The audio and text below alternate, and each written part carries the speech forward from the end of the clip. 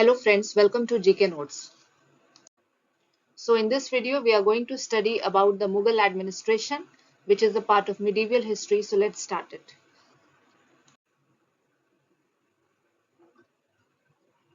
Question number 1. What was the Mughal empire divided into? Answer is Subas. And Subas were further subdivided into Sarkar, Pargana and Gram. So Mughal empire किसमें divided था? Subas में. And Suba divided था Sarkar, Pargana और Gram में. Question number 2. What were the other territorial units of Mughal administration? Answer is Khalsa or the royal land, Jagirs or the autonomous Raj, and Inam or the gifted land, mainly wasteland. So Mughal administration का जो territorial units था वो क्या क्या था? So पहला है खालिसा, दूसरा है जागीर एंड तीसरा है इनाम. Question number 3. How many subas or provinces were there in Akbar's and Aurangzeb's reign? Answer is, in Akbar's reign there were 15 subas and in Aurangzeb's reign there were 20 subas. So Akbar के समय और औरंगजेब के समय total कितना सूबा था? तो अकबर के राज के समय 15 सूबा था एंड औरंगजेब के समय 20 सूबा था. So the first column is the administrative unit. Second column is the name in English. Third, in charge. So first is सूबा. सूबा को इंग्लिश में क्या कहते हैं? प्रोविंस. एंड उसका इंचार्ज था सूबेदार या निजाम या फिर सिपा सलार. सिपा सलार का spelling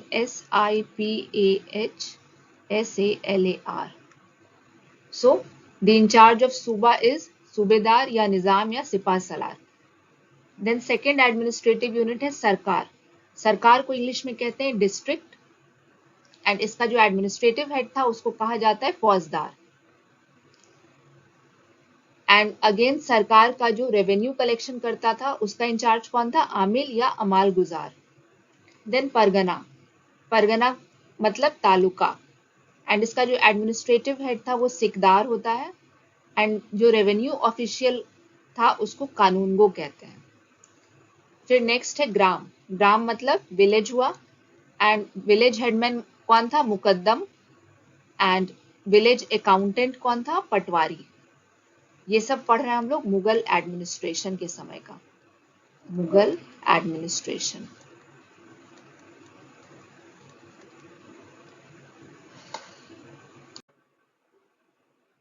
Question number 5. Which Mughal king introduced the mansabdari system? Answer is Akbar. तो वो कौन सा मुगल राजा था जिसने मनसबदारी सिस्टम को इंट्रोड्यूस किया? तो आंसर हो जाएगा Akbar. Question number 6. What is mansabdari system? So mansab indicates rank of its holder. Mansabdari was both civil and military. Nobility, bureaucracy and military held mansabs. mansabdari system क्या था? तो मनसब मतलब होता है रैंक एंड मनसबदारी बोथ सिविल और military होता था एंड जो नोबिलिटी, ब्यूरोक्रेसी और मिलिट्री है उन लोगों का रैंक होता था या मनसब होता था. Question number 7. How many categories of मनसबदार were there? So 3 categories. They were मनसबदार्स, आमिर्स एंड आमिरे उम्दा. तो मनसबदार का कितना कैटेगरी था? 3 कैटेगरी था टोटल. वो क्या थे? मनसबदार, आमिर और आमिरे उम्दा. Question number 8. How many types of pay modes were there during the reign of Mughals? So 2 types. First is नकदी और paid through cash and second is जागीरदार, पेड थ्रू जागीर. सो मुगल के समय कितने तरह के पे मोड थे? 2 तरह के थे. पहला था नकदी एंड दूसरा था जागीरदार. Question number 9. Who added Duaspa Siaspa system? Answer is Jahangir. So Duaspa Siaspa system को किसने ऐड किया? जहांगीर ने. Question number 10. What is Duaspa Siaspa system? So one's Sawar rank can be raised without raising his Zat rank. So ये जो दुआसपा सियासपा system था वो क्या था? तो जो सवार रैंक है उसको रेज किया जा सकता था without raising the Jat rank, बिना जाट रैंक को रेज किए हुए. Question number 11. Which Mughal king added Jamadami or Mahana Zagir system, which was the monthly scale system? Answer is Shah Jahan.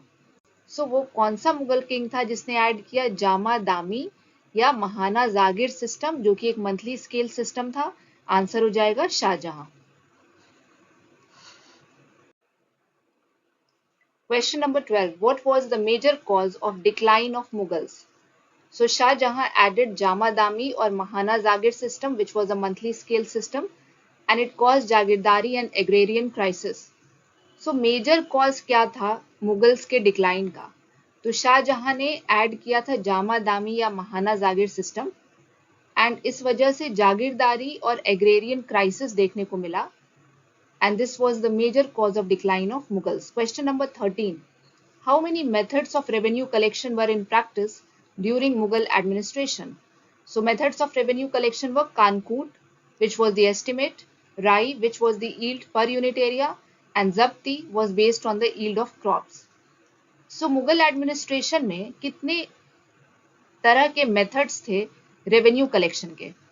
तो एक था कानकूट, जिससे एस्टिमेट डिसाइड होता था. दूसरा था राई, मतलब पर यूनिट एरिया कितना यील्ड हो रहा है या कितना फसल हो रहा है. एंड थर्ड था जब्ती, जितना क्रॉप यील्ड होता था उस पर ये बेस्ड होता था जब्ती. सो तीन तरह का था. फर्स्ट इज कानकूट, देन राई, एंड थर्ड है जब्ती. Question number 14. Who pioneered the Sala Bandobast or Zabti? Answer is Todar Mal, and it is a standard method of collection based on rates of crops determined after 10-year assessment. So जो दसाला बंदोबस्त या जब्ती था उसे किसने start किया? तोडार मल ने. और ये एक स्टैंडर्ड मेथड था कलेक्शन का जो कि बेस्ड था क्रॉप के रेट पे, और ये डिटरमाइन किया जाता था 10-year असेसमेंट के बाद.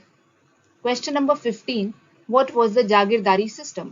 So Jagirdari system was the assignment of land in proportion to a Jagirdar's salary, and hence every mansabdar was entitled to a Jagir if he was not paid in cash. So Jagirdari system क्या था? तो जागीरदारी system में land assign होता था, जागीरदार का जो salary था उसके प्रोपोर्शन में लैंड असाइन होता था, एंड हर मनसबदार जो था वो इंटाइटल्ड था जागीर के लिए अगर उसे कैश में पेमेंट नहीं किया जाता था तो. Question number 16. What were land grants to people of favour और religious assignment called? Answer is मददे माश और सुयुरगाल और इनाम. सो जो लोग होते थे, पीपल ऑफ फेवर होते थे या रिलीजियस पीपल होते थे, तो उनको लैंड ग्रांट दिया जाता था. उसे क्या कहा जाता था? उसे कहा जाता था मददे माश या सुयुरगाल या फिर इनाम. So now you can also follow GK Notes on Telegram, and उसका लिंक आपको डिस्क्रिप्शन में मिल जाएगा. एंड जितने भी प्रीवियस प्लेलिस्ट हैं एंशिएंट हिस्ट्री के एंड मिडिवल हिस्ट्री के, उसका भी लिंक आपको डिस्क्रिप्शन बॉक्स में मिल जाएगा, या फिर आप चैनल के पेज पर भी जाके देख सकते हैं. So follow GK Notes on Telegram. Thank you so much for watching this video, and please do like, share and subscribe GK Notes.